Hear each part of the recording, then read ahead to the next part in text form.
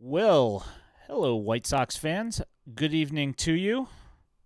Hope you're having a nice WBC championship game night. Although the USA is losing 3-1 currently, and Shohei Ohtani is up right now against Will Bednar.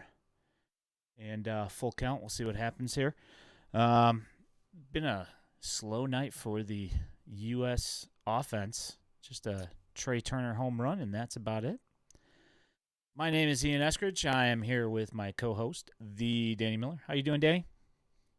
Not doing too bad. I been sitting here. I didn't get home until a little bit later than I would like to for work tonight, but I've been sitting here watching oh probably since about the fourth inning or so, the WBC finale game here. And I was kind of hoping for more, man.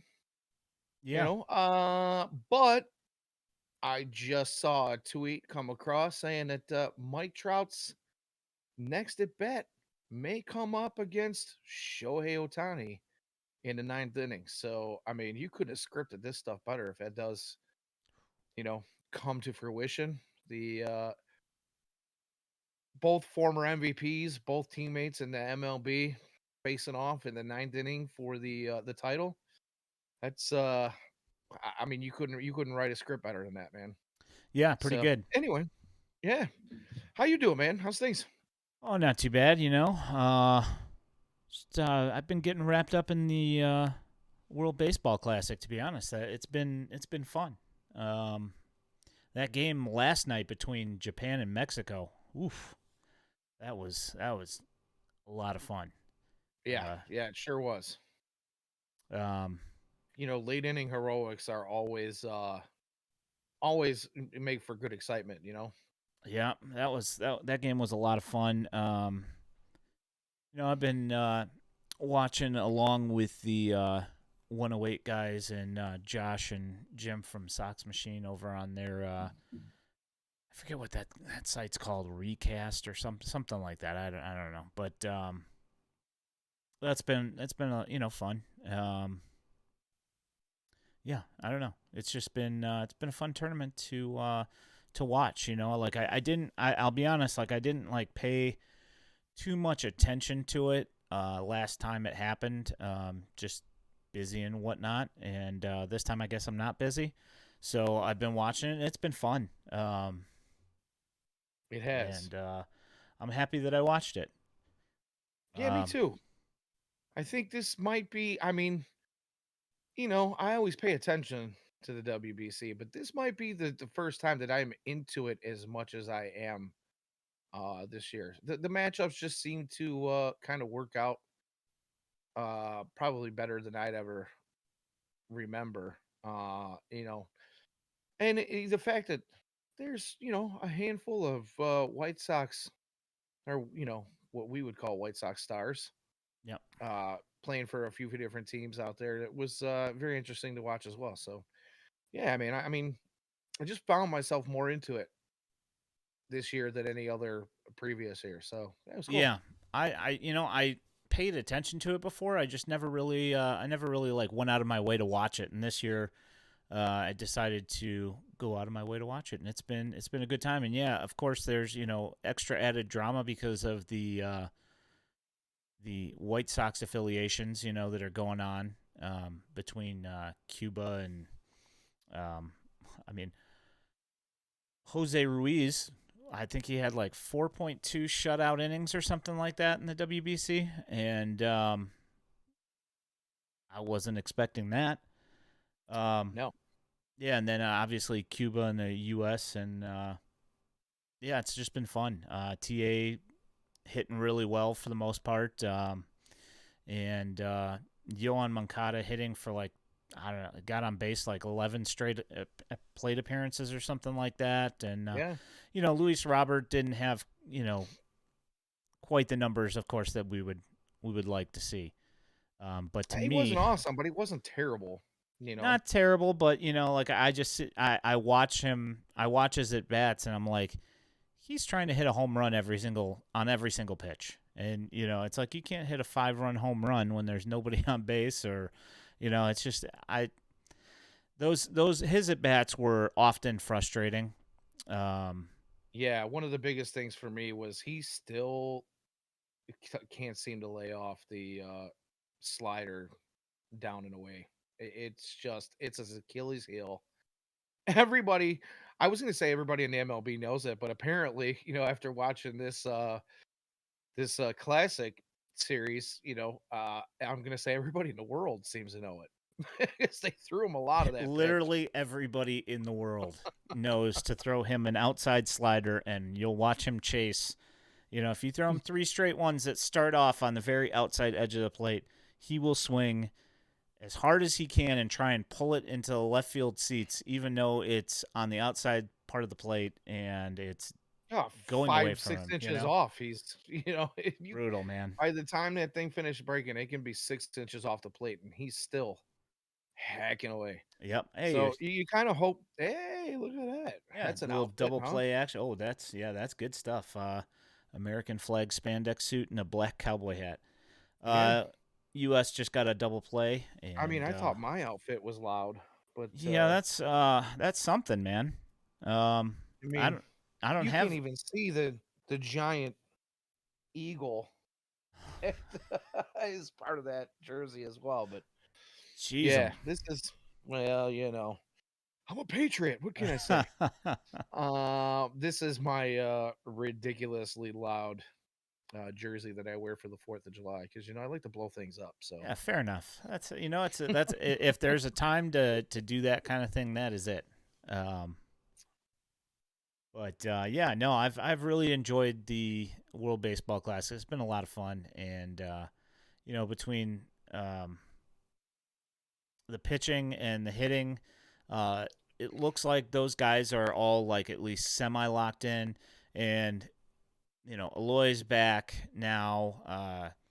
And he's sitting on the bench and getting calf cramps, and Yohan Moncada's got bruised ribs or whatever, and of course, yeah, I did hear that Eloy is probably going to be back in the lineup yeah, he's fine. tomorrow, Yeah, so he'll be yeah, fine. I think Yohan, same thing. He's just little banged up. Although, did I hear something about him being concussed as well as having the bruised ribs? yes. An unofficial diagnosis from Bob Nightingale Ah, said that he had a concussion, and he does not. So Roger. yeah, I'm not entirely sure. Like unless you hear a Ooh, up doctor's to his old trick. diagnosis on that kind of thing, you probably wouldn't want to tweet that kind of thing. I don't know. I mean, but yeah, that was Because the thing that got out there is that he's concussed and oh, hydrate, hydrate. oh well, You got hello. anything? You got anything to drink there? Drink it. I do indeed.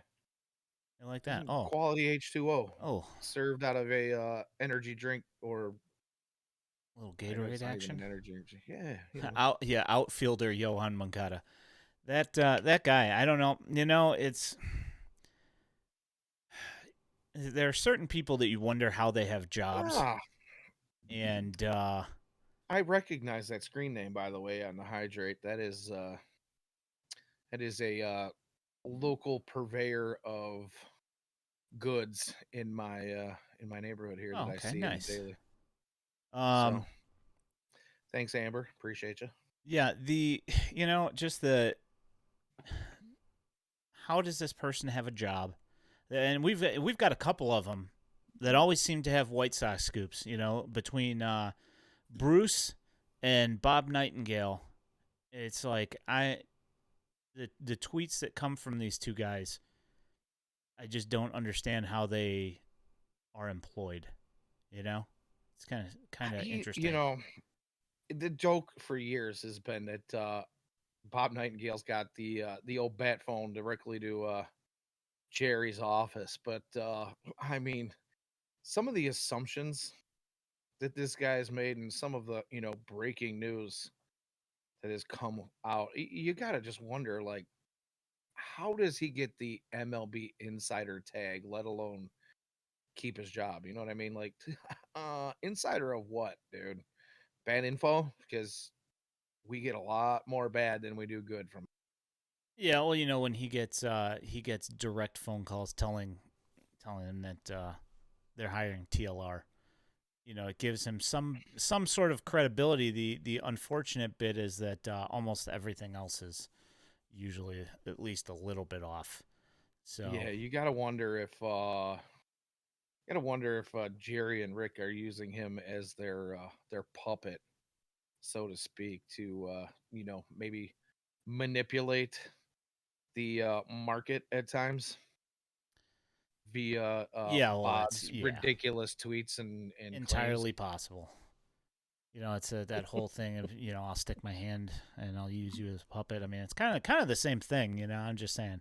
Um, Now, did you happen to catch Lance Lynn on the Foul Territory podcast? Did you happen to see that? The one that AJ's part of? I did not.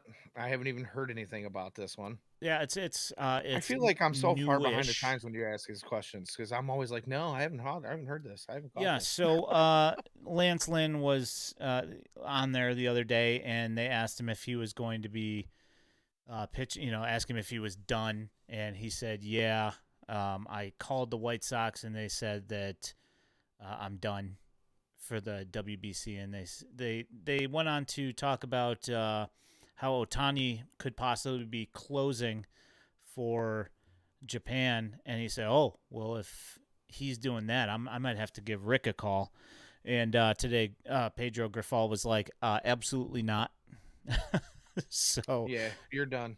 yeah, so clearly that didn't happen. I mean, to be honest, it's the score's only 3-1 in the top of the eighth, so it's not like it's the game's really out of reach. It's just that the USA's offense has just been pretty atrocious. I mean, we were just talking off stream before we popped on how bad Goldschmidt's last two at bats have been, and it's like Yeah, I mean the guy can hit the ball a mile, but he stares at some good pitches sometimes. Makes you wonder yeah. what's going on. Yeah, well, I mean, at least in this game, and it's like I'm not saying that these guys don't have good stuff, but that one we were talking about in particular from two at bats ago that he struck out on, that thing started a strike and ended even more a strike. So, not quite Caught sure what he was doing. all play. Yeah, awful at bat. But Lance Lynn looked pretty locked through this thing. He did had a little bit of trouble here and there, but I mean, for the most part, he looked really, really good. I have to say, I'm pretty happy about pretty much the White Sox representation in the WBC was. It was good, I can't complain about any of the performance other than Robert and his striking out a little bit more than I would like, and some rough swings and whatever. Schwarber just misses a home run by about 15 feet. That's unfortunate. That he seems to perform in these high pressure situations. Playoffs were have been really good for the Schwarbino. Yep. So maybe this is his moment. It's time to shine here a little bit. Yeah, it's like Randy Rosarena for Mexico. That guy in big big elimination games. That guy is, and there goes Schwarber trying to hit it to right field Mars. again and going foul. But Rosarena too. He shows up in those big games as well, and he put on a show yesterday. That robbing of the home run that he did was pretty spectacular and a lot of fun to watch. Yeah. Yeah, absolutely. Speaking of fun to watch, did you happen to catch any of the Lucas Giolito pitching today? And Schwarber gets a hold of one. There it goes. There he goes. It's what he does. Upper deck.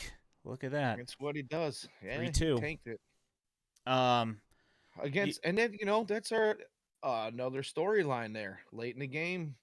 Everybody wants to talk about Shohei and Mike Trout, but we've got Yu Darvish and Kyle Schwarber, former teammates, going head to head here. good stuff. And I would say Schwarber won that battle so far. Yeah, as he'll do, especially in these situations as you mentioned. Right. So today, I know that you were at work. I was also at work, but I happened to have the game on in the background, um, quote unquote. Um, Right, right. his strike zone that he was getting today, and I saw somebody say that he was struggling with his command today, and Was he getting squeezed? it was ridiculous. So the plate is 17 inches wide. He had like a 15-inch wide strike zone, but shifted towards the outside part of the plate for a right-handed hitter, and it was about a foot tall. So if it came in Oh, anywhere like from crotch to you know middle of the stomach where it's supposed to still be a strike, none of that was getting called. So if anything came in belt high right over the plate, not a strike. It was that's unbelievable. yeah, it was pretty maddening to watch. It was pretty aggravating. But I will say that his changeup today was filthy, and I think they said he was hitting like 94 or 95. He hit so, um, and for the most part, like his command was pretty stinking good. Um, he was getting the outside corner or the inside corner to the left-handed hitters, and if you see one of the tweets, there's one where he got a strikeout on a fastball right in on the hands, right on the edge of the plate, and it was um, like right underneath where his hands was, where the hitter's hands were. So it was actually actually a high strike for this umpire because the strike zone was atrocious. Freddie Peralta from the Brewers who was pitching for the Brewers today, and he did not have as much trouble, but it's because most of his pitches were um, pretty much right at the knees when he was getting strikes called for him. He had a couple of bad pitches, and that was it. Romy Gonzalez led off on the first pitch of the game and drilled one to right center, right next to the batter's eye, and he just smoked it. I mean, it was just a line drive straight to the berm in right center field, and I'd say it probably went about a good like 425 ish. Um, so yeah, he smacked that ball, um, and There are those folks out there that'll say he doesn't have enough power. yeah, I yeah, mean, you don't expect much power out of most second basemen in the league these days. So well, I mean, I'll if just if leave you that there. judge by what you saw last year, then you're going to say that he's a terrible hitter that has no chance of doing anything. Which I see some of that on social media that he's you know the you He's know terrible. oh it's He's a yeah. bad ball player. Mm-hmm. Yeah, there's one guy in particular who is his number one detractor, who every single time anybody mentions his name, he's just like, yeah, he's garbage. I'm like, not really. He just hasn't been healthy for a year, so Yeah, I don't. I'm not sure. I'm aware of who you're speaking of. I'm guessing is that someone on the Book of Faces, or is yeah, that yep, someone? yeah, Yeah. Okay. yeah. He's a hater, and I mean, to each their own. He can be a hater if he wants. I mean, I've seen what he can do in the minors, and like his season in 2021 was phenomenal, and then last year was the guy just couldn't catch a break, and Oh, he had all kinds of ailments. yeah, it was So awful. So I mean, like I genuinely felt bad for him. It's not anything that he did. It's certainly not anything that's effort based with this guy. It was just that he just ran into a ton of bad luck last year, and I'm not saying that he's going to end up being an all star. I just think that he is at least a competent baseball player. I mean, whether that means he's going to hit over 225 in the majors, that I mean, one does not equal the other necessarily. right. Uh, but Yeah, so he drilled that pitch, and that was beautiful. I think Giolito had 6 strikeouts in 4 1/3. He got taken out in the fifth after he got a deep fly out for the first out in the fifth, and then he got pulled because he had 77 pitches. So um, Yeah, well, it's just with my thing with Giolito, and if you say he's obviously being squeezed a little bit with his, that sounds like a lot of it actually. But you kind of would think that if he has that sort of command where he's just not getting the calls, that pitch count probably goes down some, so that you're not at 77 pitches. It, when having less than 5 innings pitched, and you're probably getting a few more outs. You might get a few more bad swings. That K count might go up. But the big thing for me is you're talking about his velo being 94, 95. The progression over his last two starts is nice, ramping up for the season. So that tells me that, by the time the season starts, he should be pretty close, if not right where he wants to be, where you start seeing him hit 96, 97. I don't know if that kind of velo's coming, but you know, Well, I I'll mean, the take an velo was average down of last year. 93, 94. You know, We've seen him hit 96, 97 in the past. So we know the velo was down last year, which was strange after him putting on all that weight. But you know, I think there's been a lot of changes for him this offseason, going back to a little bit longer uh delivery, which, was something that he had done before. Although, watching him now, I feel like this delivery is kind of somewhere in between his original delivery that was a whole lot longer, wonky at times, tough to repeat. And it's definitely much longer than, that shoveling from the shoulder yeah, the little like he scap was. load action like an Yeah, infielder. You know, yeah. So, we'll see how that works out for him. Maybe he doesn't get, if he averages 93, 94, I'm okay with that as long as his stuff is good. We know that the changeup is usually pretty filthy, but if you that's all you got, a fastball and a changeup and nothing else, you know, we're gonna have the same conversation we had last year, where he's gonna get beat up on a little.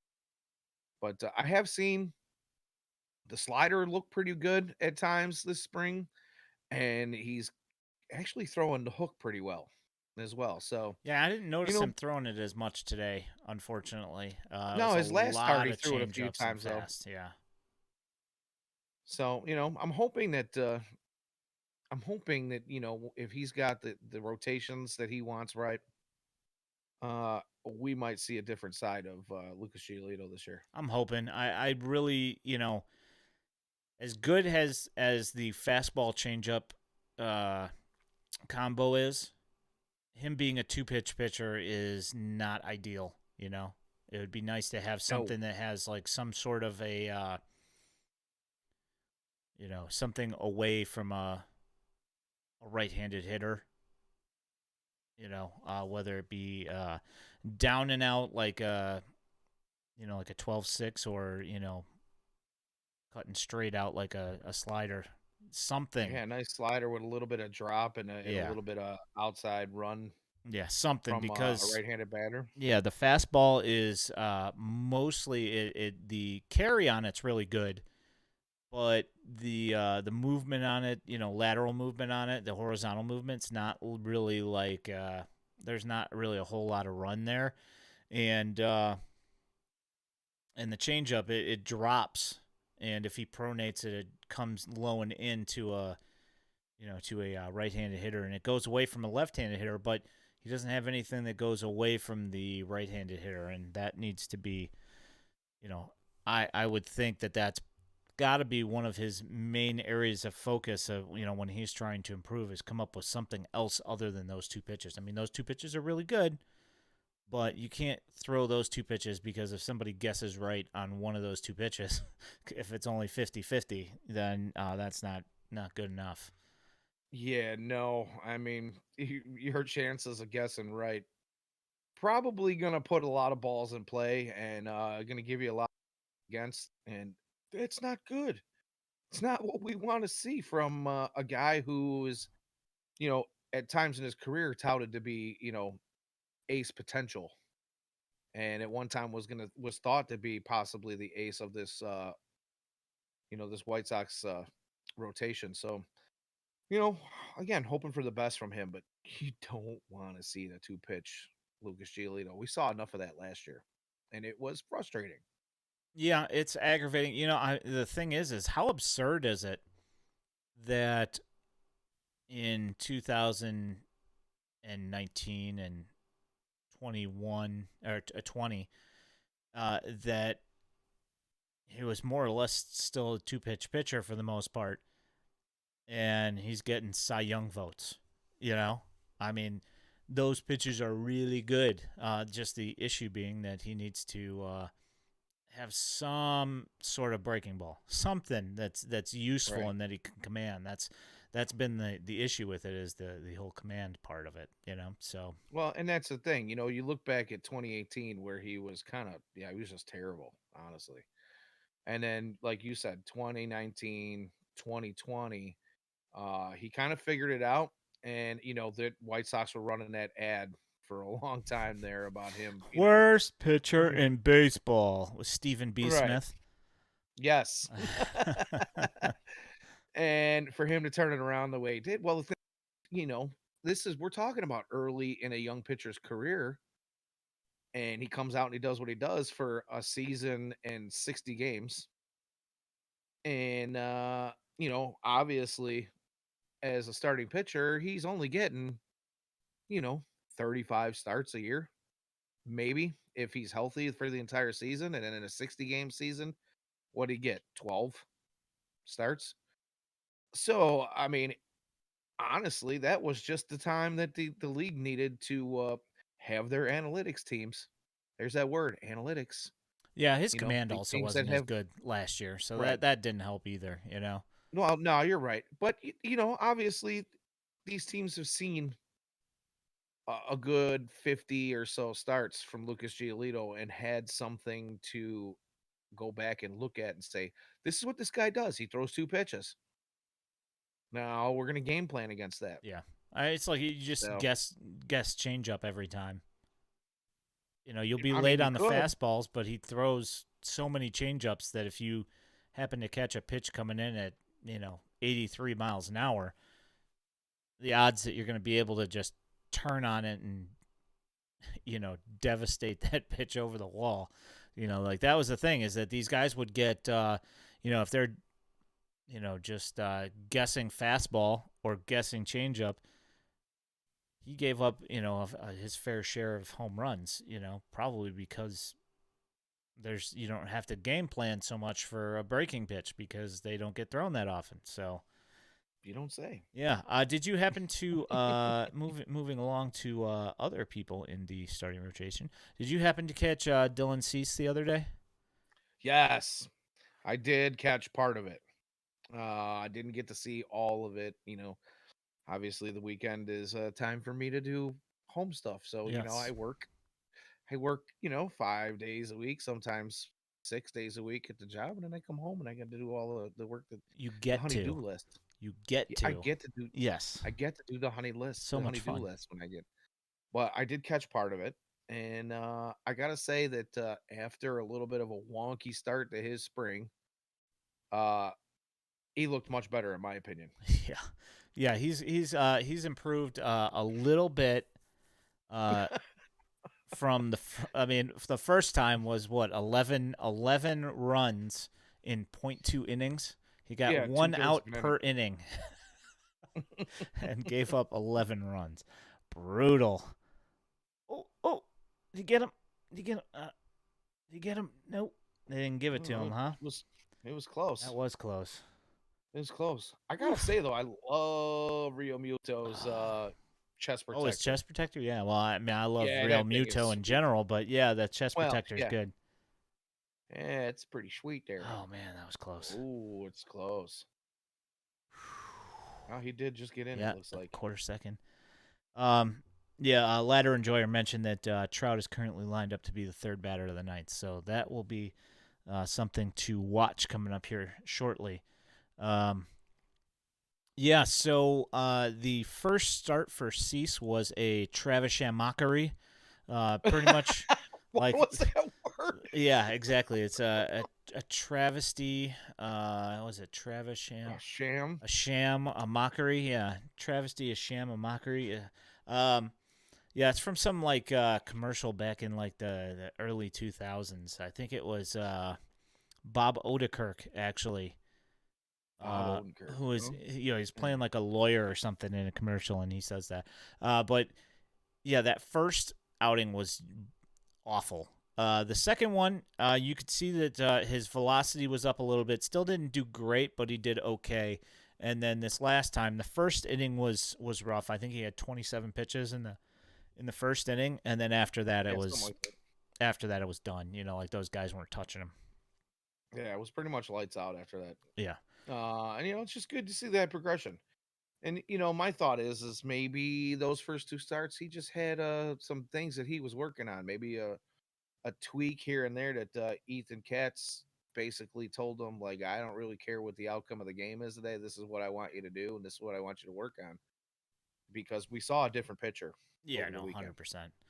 Yeah, I don't know if it's necessarily that, or if he was just just like with like Garrett Crochet, if he's not throwing 100 miles an hour and he's throwing 95, it's just not the at bats just aren't quite as difficult for the hitters. And so maybe that had something to do with it. Man, that guy was Wow, that guy's hustling down the fast. line. uh, I mean, that's Nolan Arenado playing third base, and he read it. It wasn't a soft ground ball. He had to wing that thing over there, yeah, man. yeah, that guy's quick.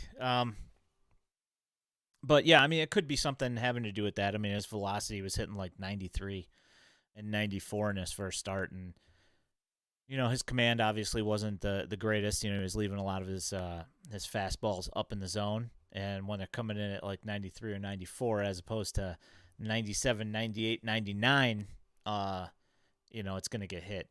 And And that could just be it could just be a result of shaking the rust off a little bit as well too. I would think that especially since pitchers and catchers report a little bit earlier than position players, or at least the designated date that position players report. Obviously, a lot of these guys check in early, yeah. but you would think that, and Dylan probably shouldn't be too rusty at that point.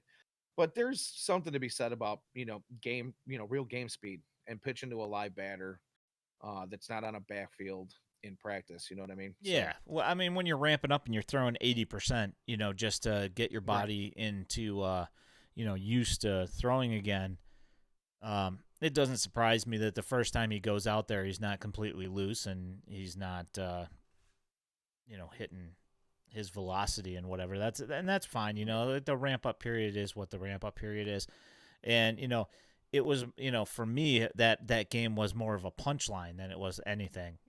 It's just like I mean, it really kind of was. A guy second or third in Cy Young votes last season, yeah. and come out and get shelled like he did that first start was kind of a punchline. It was funny it was funny after like 5 or 6 runs scored. I just kind of started chuckling. Clearly he did not have it, and they just wanted him to get some work in, and he got his work in, and after a start in the middle, now he's back to looking like normal Cease, at least ish. That first inning, I mean, you could even say that that's a normal Cease, outing, because he generally has a rough outing. Either it's like the first inning or it's the fifth inning, like one or the other, and he has to get over that hump. And hopefully, we get to a point where those rough innings are far and few between. And, I mean, usually he manages to get out of it with only giving up a run or two anyway. So, I mean, I'm not And really. that's the thing, every pitcher is going to have their games where they have a rough inning. We just don't want to see it, you know, almost every game where you've got that one clunker. Yeah. But he's managed to keep runs off the board for the most part up to this point. But when you allow base runners, you're always taking that chance. You're giving the team that opportunity to get a couple across. So I'm with you. I hope that he cleans that up, and like you said, that maybe we'll put that far in the rearview mirror. Yeah. Speaking of, like I briefly mentioned him earlier. Um, Speaking of Jose Ruiz, um, it was mentioned in passing that he hit 99 miles an hour in the WBC. I saw that. I did see that. I saw a tweet about that actually. Plus a curveball as well that he's That that was a he's shocker as well too. and it looks good. And you know me, I've been wanting to launch him into the sun for 3 years now. Uh, mm, I'd say yeah, Me I think it's three. It might be even four. too. Feels Yeah, like how about it feels like 10 that it he's does that feel he's like been on the team. I feel like he's Larry Garcia of the pitching. that. That he's just like the longest tenured player of all time. At least that's what it feels like. Well, I'm glad you brought that up because I do have a question for you once you Oh boy. get through what you've got going through here. But please continue. Yeah, I was just looking to see. I think I wanted to see if I wanted to see Dylan Cease's data from spring training here so far, and I just wanted to see like what his numbers were looking like uh, for Statcast stuff. But unfortunately, the only two places that have that's from last year. Come on, guys. Yeah, I got no data on Dylan Cease from this year because they haven't updated any of it, and I know Camelback doesn't release any of that Statcast stuff, which you know, if you're lucky, like every once in a while you'll hear a tidbit on a broadcast, but for the most part, like they just don't put any of that information out, which is really annoying, considering that I know that they have it. Whether they're trying to hide it from other people or whatever the heck they're trying to do, I don't even know if they can do that. That's actually something that I'm Shohei is throwing some gas up there, by the way. surprised. Triple digits. Weird. Yeah, no kidding, huh? Yeah. So, this is something that I should reach out to somebody and find out. If they don't, they don't release this information publicly, but there has to. I mean, is there a database where all the teams kind of just share all of this data and everybody can go and take a look? Like, I don't even know what the protocol is for that. Could you hide some of this information so nobody actually knows what's going on until they see it live? That's a fantastic question. Just curious about that. And I don't know. it's obviously something I don't have an answer to, but I think I'm in agreement with you that that deserves a little bit of looking into. Yeah, I'm curious. You don't have it in your spring training facility because you don't want other people to actually have the information on what's the pitching tendencies are and whatever. And I'm sure that Yeah. the teams that are there playing against them probably have their own their own charting of some sort in some way, shape, or fashion. Um, You talking maybe there's just a little bit of gamesmanship going on here. Oh, wow. Little gamesmanship going on where maybe you're trying to keep the scouting report honest. Let your possible. opponents scout. You know, I don't want to say using the eye test, but not having any information that you can go back and that you didn't work for yourself. Yeah, I mean I it's don't know. possible. I just don't I don't know what the protocol is for that kind of thing. Is it I assume like that if you didn't allow that allow that data to get out, that it would be frowned upon if there's like obviously if there's some sort of a like a bag that you're supposed to dump all your data into, for everybody to be able to look at it. Um, Right. but I mean, that would also possibly take some of the advantages out of the team's hands, and maybe they don't do that also. I don't know. I'm just curious on what the Look protocol at with that stuff this. is. So I'm sorry, I don't mean to interrupt you. Oh, And I'm 100% with you, but Josh McNeil leading off in the ninth, the top of the ninth here, USA down by 1, draws the old dreaded leadoff walk against Shohei. Immediately gets yanked for one of the fastest players in the last 20 years in baseball, in Bobby Witt Jr. yeah, he is. He's a quick man. I'd actually like to see Corbin Carroll and Bobby Witts have a race and see which Yeah, one of those nice two little guys is sprint. faster. Yeah, those Yeah, guys are both ridiculously fast. yeah, agreed. And then brings up Mookie Boots. And Mookie Oh, and Boots he grounds into a grounds into a double 4.63. play. Unbelievable. Nice job, Mookie Boots. Go Oh, back to bowling, you bum. So, yeah, so the USA is down to their last out, down 3-2 in the top of the ninth. yeah.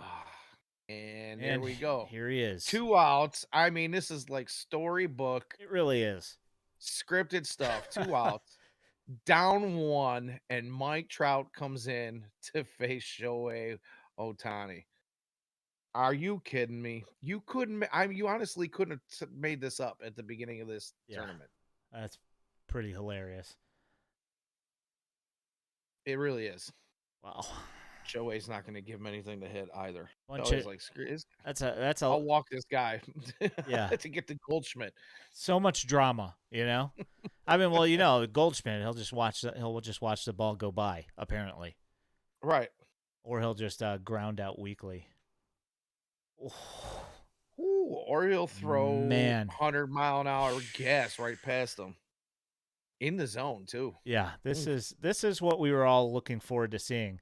And I mean, I have no problem with and this is just a very well played game.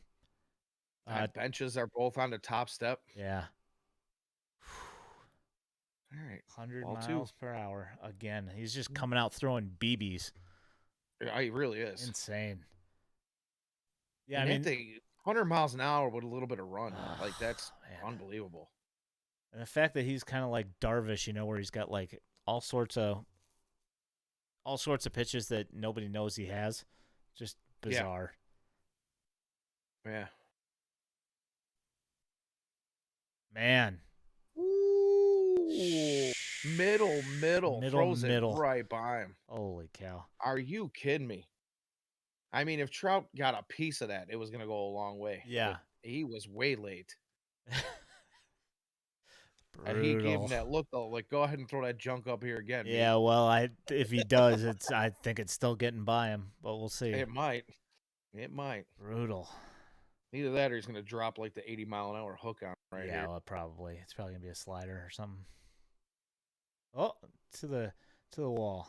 102 in the dirt. Full count. 2 outs, top of the ninth. Down by a run. Shohei's reaching back. Yeah, he is. Holy cow. I mean, this is like best case scenario for what MLB wanted out of the WBC in the championship Are game. you kidding me? You couldn't ask for anything more. No, you really couldn't. I mean, this is what kids are going to be doing when they're doing that whole. And there it is. Ooh, Got him with a. There's an 87-mile-an-hour slider, like I said. There it Japan is. wins Japan wins the WBC. That First is time crazy. to reach the semifinals and then go on to the finals. And they go through the entire WBC undefeated. Yep. So good for them. Yeah, that was. This really is well played game.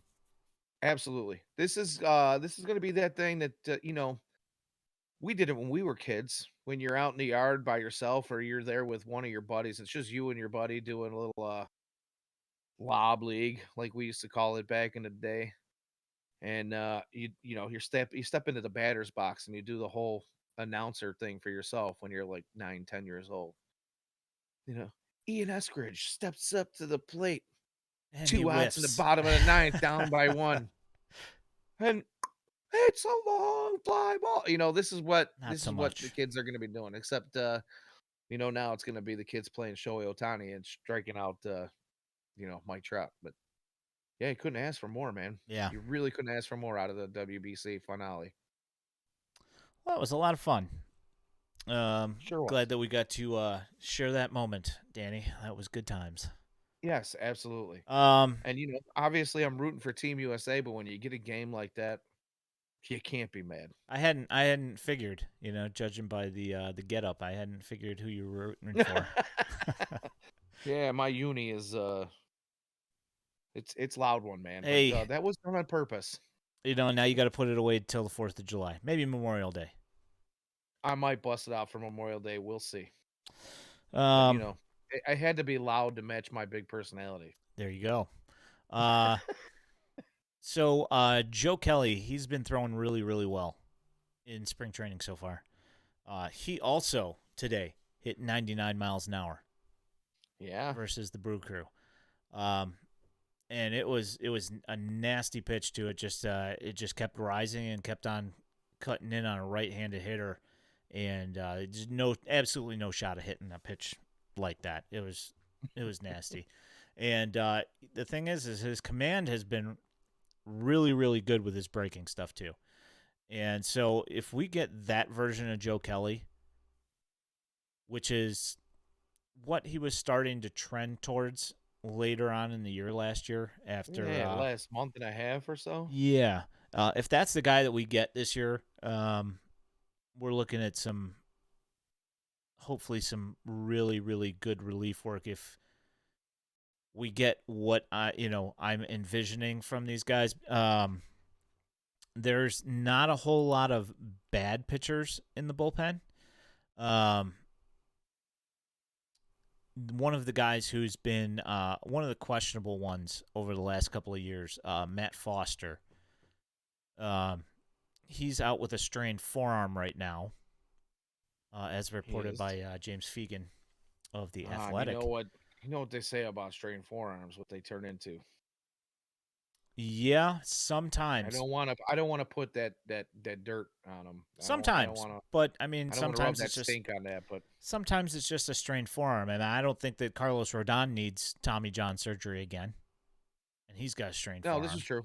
No, you're right. So I mean, I'm not going to say that that's but it is often a precursor to either something that you're compensating for, whether it be your elbow or whether it be your shoulder, overcompensating for one or the other being weak, ends up straining that forearm first, and then later on, then one of the other two goes. But I know we'll see what happens there. But yeah. And I did want to point out too, by the way, that Ladder Enjoyer in our chat predicted that he certainly did. would get this the K against Mike Trout before it happened. Yes, he did. Said that Ohtani getting the K on Trout is too perfect. But, here we are. It was, and it's like the thing is, one of the things I've thought about, as far as that goes, is that, Trout's not necessarily, I wouldn't say that he's long in the tooth per se, but he's been injured a lot in the last couple of years, between back and, knees and whatever. Shohei's young and he throws, and he pitches and throws 100 miles an hour. And he also hits 500-foot home runs and has a beautiful left-handed swing. I actually just had a conversation similar to this with my wife, as this game was playing in the background, and they were showing Shohei on the bench, and she recognized his name, and I said, "Well, yeah, he's pretty good." I said, he draws comparisons to Babe Ruth because Babe Ruth did what he's doing now. He's the first really good two-way player both ways, and 100 years. You know what I mean? I mean, it's the only guy in 100 years that we've seen come out and get Cy Young award votes and hit 40 bombs a season. Pretty impressive stuff.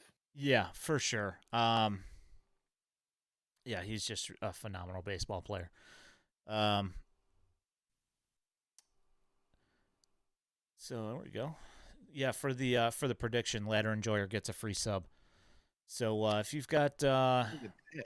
yeah, Tier 1 in sub in for chat you free. can use the lovely uh, emotes, and you can also, if you've got an iPhone, you can use them in your text conversations, which is fun. So Yeah. um, yeah, I have to say I'm pretty stoked about what I've seen so far from. You are absolutely welcome, Ladder Enjoyer. Thanks for coming and hanging out. Appreciate it. Yeah, much appreciated, man. Yep. Uh, just pretty much, mostly almost everything I've seen from somebody that I expect to see uh, major league time this year, except for Jake Diekman. He's been pretty spotty, either looking good or Booty. some terrible pitches. Like today, the one of his pitches went past Grandal through the left-handed batter's box and went all the way to the wall. And the Brewers announcer made a joke about the ball hitting the bull, like Bull Durham.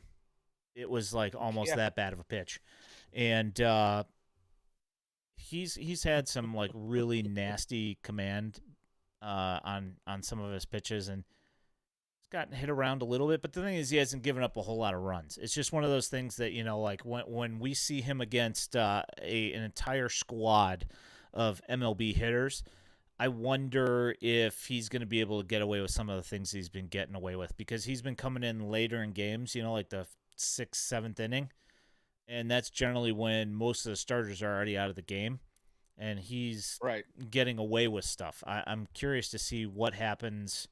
Are we going to get that 1.5 whip pitcher again, or are we going to be getting something better than that? So, this actually brings me to that question that I was going to ask you when you brought up Jose Ruiz, because you are not the only one that has been calling for Jose Ruiz's head for some time. And I was on that train probably the last couple of years myself.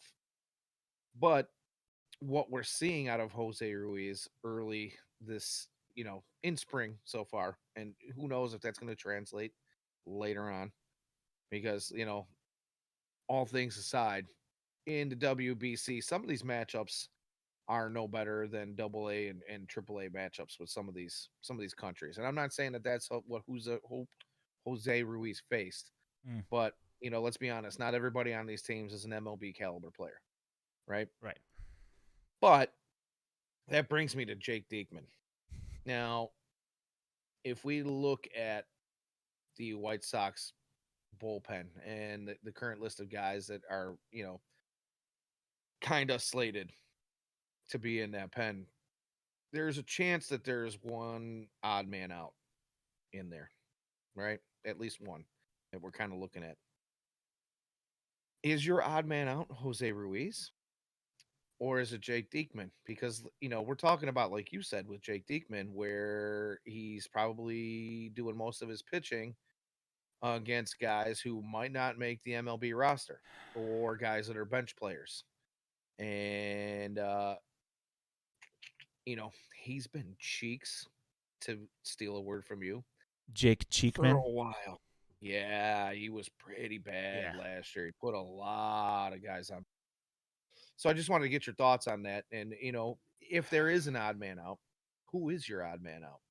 I have to say that if I was going to cut one of those two guys, it would be Diekman. And the unfortunate thing is that he's left-handed. That's exactly why I was getting on that. Yeah, it's We don't have a whole unfortunate. lot of lefty relievers. Yeah, you We don't got have a whole lot of lefties in this organization, period, honestly, that are, MLB caliber yeah. anyway. You got Crochet, but he's probably not going to be back until like probably early June. Right. I know that he says that he's almost ready now, but he's got, regardless of what happens, he's going to go to extended spring training, and then he's going to go on a rehab assignment, and then he'll be back. Yeah. You We'll know, see what he and does with Charlotte, and yeah, go from there. yeah, and then he's going to be on an innings limit anyway, and we don't know what his velocity is going to look like. We don't know which Garrett Crochet we're going to get. Right. So, it's like I don't know that we can count on him for much of anything, because I don't know what he's He going may to not be. come back in June. Yeah, Right. yeah, and the thing is that yeah, what if he aggravates a lat or an oblique or something, and it's like he doesn't come back, then what? Then we still got Bummer and Cheekman, you know? And so like my thinking is that there needs to be some sort of they got to figure out something for left-handed pitching. Um I really do. and I know God. it's obviously it's middle of spring training, so if they haven't figured it out yet, we're already behind the eight ball as it is. So like I know that you got Andrew Perez, who's got a fantastic slider. But I don't know if he's ready yet, but like I don't think Diekman's like that great of shakes either. So, do you start going through your lefty guys that you have around to see if you can bring these guys up and they can hang, Yeah. Well, I mean, at this point, I get what you're saying. You might say, well, let's give Andrew Perez a shot and see what he's got. But at the same time, we don't want to rush his. Uh, you just don't want to rush him at all. Basically, we've done this. We've seen the White Sox do this a couple of times, and kind of maybe stifle some progress by putting guys in situations they shouldn't be in. But the thing with Perez is, and correct me if I'm wrong, and I'm only going the little tidbits that I've seen of him. There are times when he loses his command, but other than that, he seems like he's got some pretty filthy stuff. He really does. And like the thing is, I've talked to him, and I know for a fact that if I asked him, "Hey, are you ready to pitch for the Sox?" He'd be like, "Yes, I am."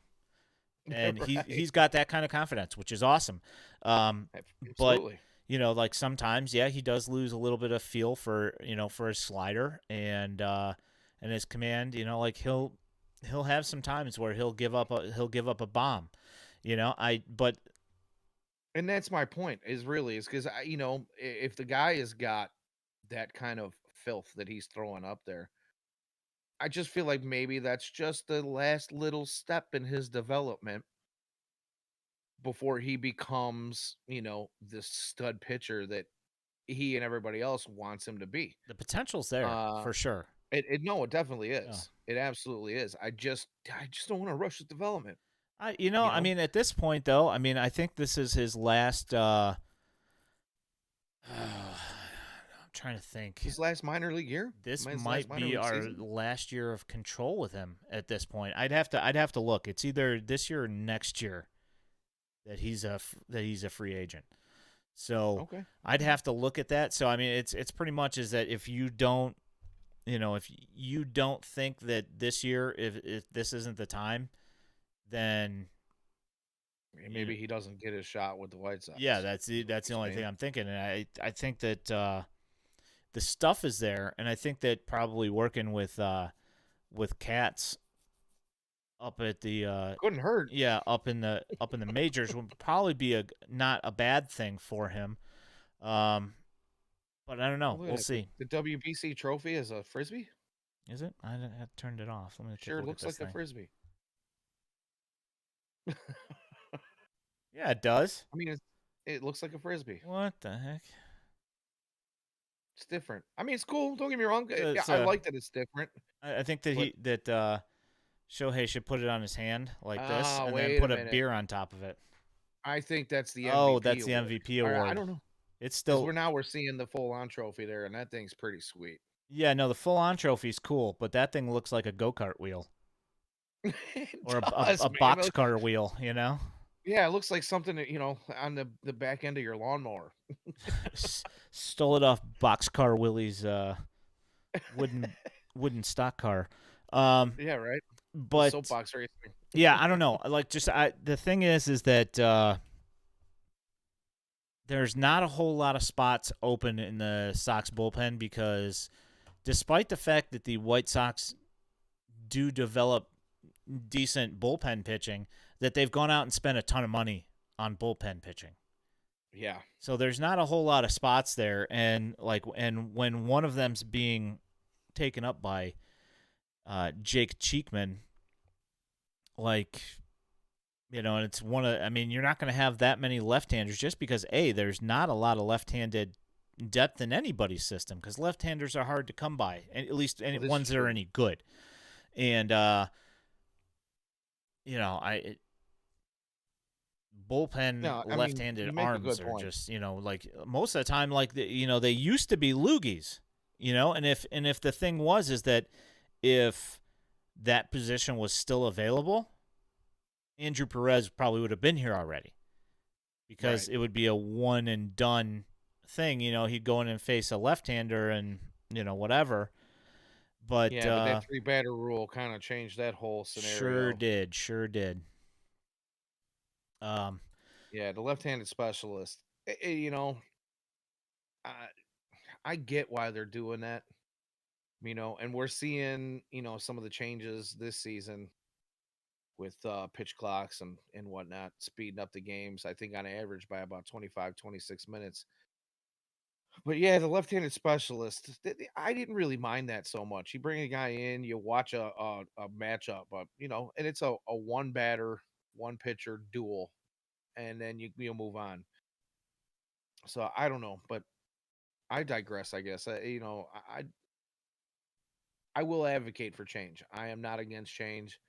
They've been playing this game for 100 plus years, 120 oh, and plus years. here's me being a goofball because like I thought about it after I said it, and I seem to remember that Andrew Perez is, well, I mean, I guess that was that year. Let me just double check here, make sure I'm not being a cotton-headed ninny muggins. Yeah, he is better against lefties, slightly better against lefties than he is against righties. So, Okay. I was right. If that was the case, but I mean, he's like the numbers are pretty close. It's not like he gets one out like way easier than the other. Um, so I don't know. I'm just saying, like, Yeah, I don't know. left-handed Me pitching's tough to come personally, by. I really don't, and it's unfortunate because Diekman got himself a little bit of a contract when he came here. Oh, it's only You three and know, a half million for this year. I'm not. only three. I mean, that's a decent amount of money for a bullpen It pitcher. is. It is. Well, at least And it if you're gonna was. let Leury Garcia, which he hasn't played in a while. I don't know how long it's been, but He hasn't he played hasn't. in like a He hasn't. week. Is it that long? Yeah. Yeah, I've just been watching the lineups, and I've noticed that he hasn't been in it Yeah. Here, for a while. But let me look up the. I forget. I try and forget he's there when he is there. So, um, well, I guess my point is if the rumors are going to hold true about Pedro Grifol, holding folks accountable, and that money really isn't the deciding factor in that, like, fine. Chances are Leory's not going to make this roster, and he's going to be he might be the shuttle guy back and forth as injuries happen, or when the need arises for whatever reason. But that's we're talking 5.5 million this season. It's going to be sitting down in Charlotte if that's the case, or maybe even lower because you don't want to stifle some of the growth for the guys in Charlotte. Uh, and now you're talking about throwing another 3.5 of Diekman down the pipes. I hope it stands true that you've got to earn your spot on this team, but boy, that could turn some heads. I know that might put Rick Hahn in the hot seat for spending money in ways that may not necessarily have been the way they should have been spent. Yeah, And we know the whole TLR Leary connection, and I don't think Rick wanted to spend that money, but I would you know, venture that that's also the case, but I've, of course, had people saying, "How do you know? How do you know?" And the thing is, yeah, okay, I don't 100% know, but I mean, I've seen Larry there play were baseball. reports from some there were some reports from some pretty reputable folks that that was the case. I'll say that. And TLR was the one that talked Rick into making that deal happen, and Uncle Jerry kind of pushed the buttons on that whole thing. Yeah, I mean, that would, to me, that makes the most logical sense that Yeah, that we he was don't really pushing know for it. 100% is true, but there's, I mean, these rumors aren't coming from nobodies, you know what I mean? Yeah. So I'll just leave that. Well, I will say this: as far as bromances go, Leori Garcia is to TLR what Hanser Alberto is to Pedro Gafal. Is that Pedro loves? He's like Hanser Alberto is like Pedro Gafal's Super Joe. He's got his pair of shoes in his office. Right, right, right. Um, But at least Pedro has a little bit of, I don't want to say like intimate knowledge of him, but I mean, they were part of the same organization for a while. yeah, exactly. Yeah, no, for They sure. know each other.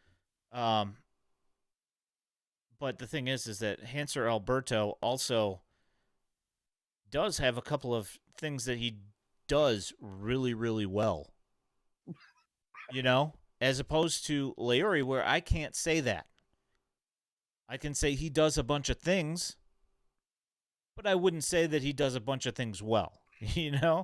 So, uh, Juki Holic says that was about the best half inning I ever saw. I literally saw the Reaper knocking on the door with a walk-in Mookie coming up to bat. Yeah, that was.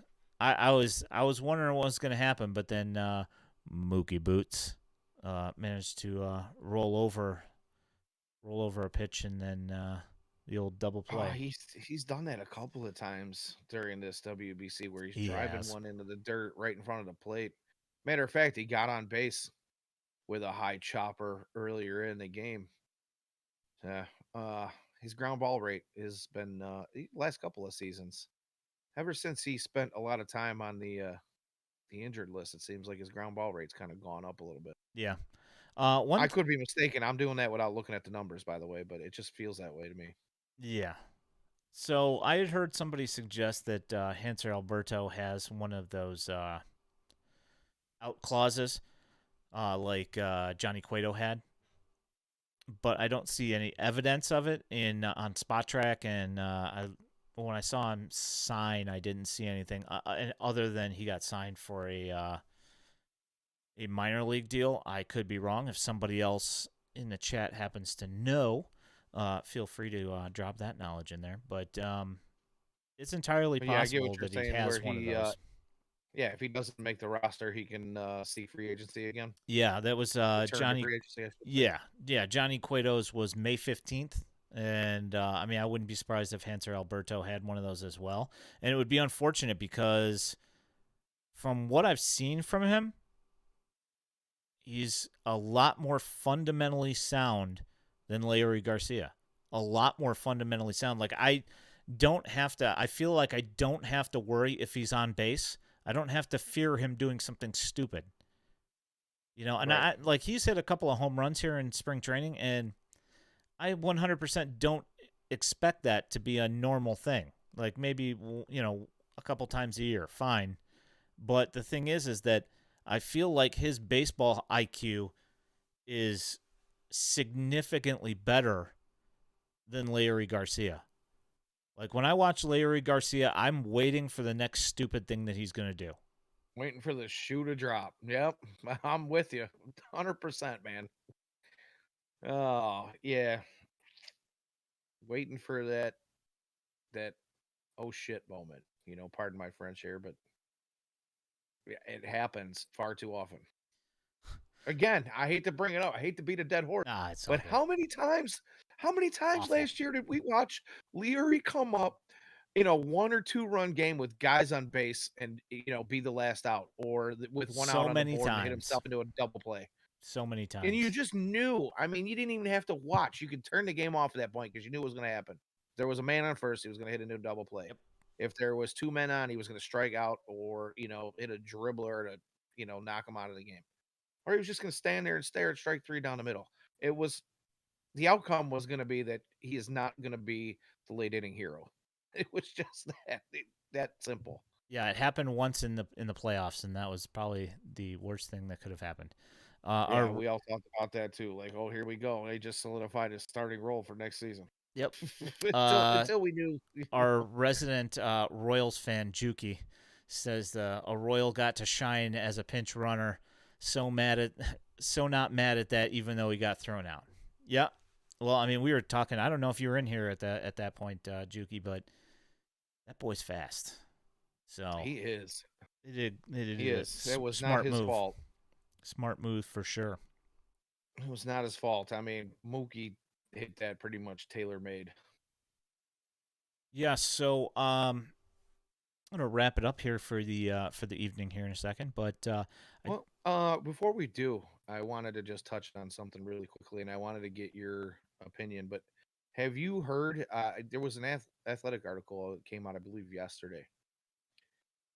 That there may be some possible changes to the rule changes that have been put in place this season, and there were no specifics. Yeah, that's it. But, I didn't see any specifics, so that's what I was gonna say. It's an incomplete answer.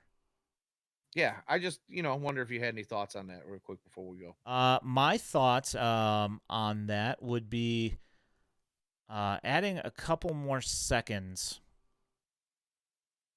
to the whole thing for the pitch clock, simply because I don't know if you saw yesterday Wilson Contreras. Did you happen to catch his at bat where he got rung up on a pitch clock violation? I did not. So I think, if I remember correctly, I think he hit a foul ball. He stepped out of the box. He adjusted his batting gloves. Didn't take much time at all. He stepped in and he got ready. Got third call strike. And to me, as much of a jackass as I think that guy is, I still, when I watched that, I was like, just a little bit. It's too quick. It's I understand that they. I mean, if it's 15 seconds, if you've got nobody on, right? That pitch clock. 15 seconds with nobody on base, and you've got to be addressing the pitcher as a batter. You have to be in the box and quote unquote ready to address the pitcher with 8 seconds. That gives you 7 seconds. That's a blink, man. It really is. Yeah. And that's my thing. It's just a little bit too quick. I don't know. 8 seconds is fine for them to be looking at the pitcher, but then make the pitch clock 23 seconds. I'll go with the Jordan number. Even if you add 5 seconds, make it 20 seconds. So then instead of 7 seconds, you've got a full, that gives you 12 seconds. Yeah, fair enough. Yeah, it's more than enough time. Yeah. It's just you add 5 seconds of that. So we're not talking about adding all kinds of time. Actually, going back to the times where guys were walking around outside the batter's box and adjusting both gloves 2 or 3 times and putting a bat between their legs and the whole 9 yards. I'm not talking about that, but let's we don't have to get crazy with this.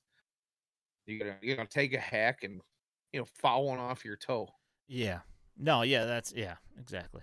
So Ladder Enjoyer mentions something that I completely didn't even think about. 6 years of service time for Hanser Alberto, so he has standard opt-out dates if he's not rostered. So I forget what that date is. It might be May 15th. I don't remember. It might even be earlier than that. It's probably a bunch earlier than that now that I think about it.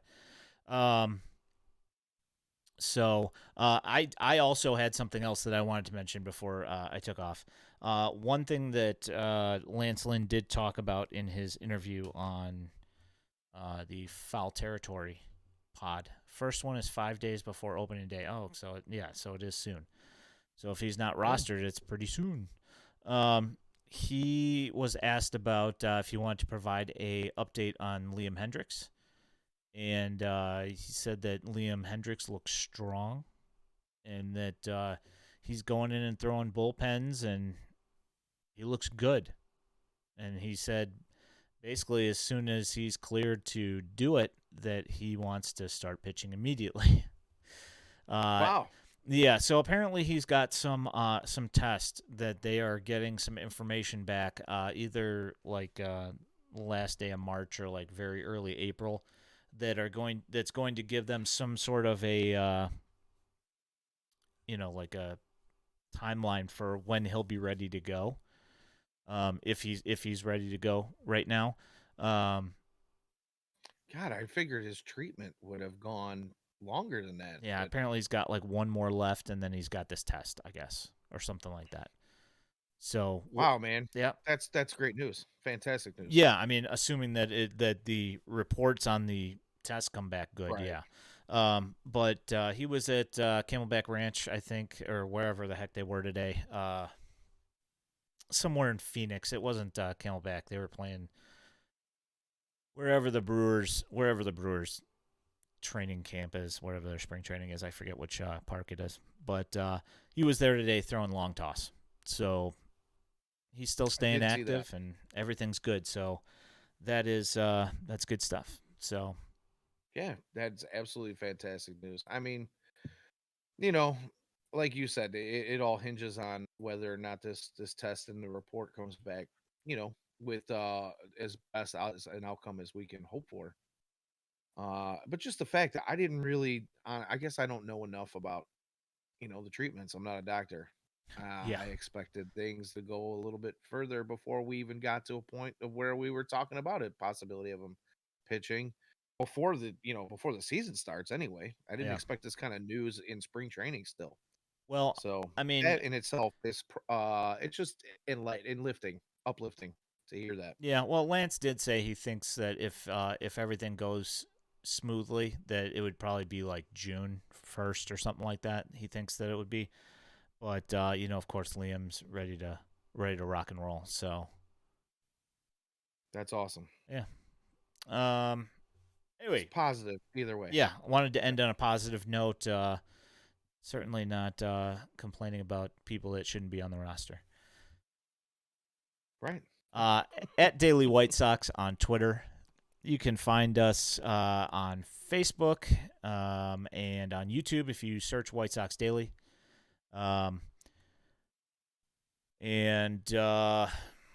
WhiteSoxDaily.substack.com for some written information and for these podcasts as well.